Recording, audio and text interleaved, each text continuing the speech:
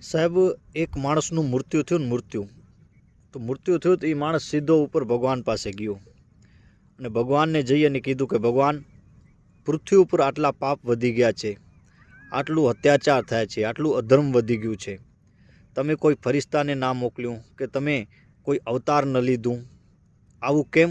શું કામ? કે કોઈ એવા મહાન વ્યક્તિને તમે ન મોકલ્યો કે જે આ બધા કામને રોકી શકે, સુધારી શકે ખોટા કામ કરતા.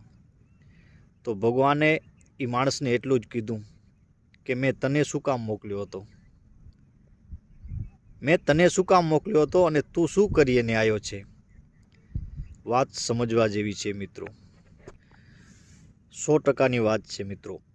આપણે આ પૃથ્વી ઉપર ફક્ત ને ફક્ત મહેમાન જ છીએ, પણ અત્યારના સમયમાં આપણે જીવીએ છીએ અને બધા સાથે વ્યવહાર એવી રીતે કરીએ છીએ કે આપણે તો ક્યારે જાશું જ નહીં ઉપર.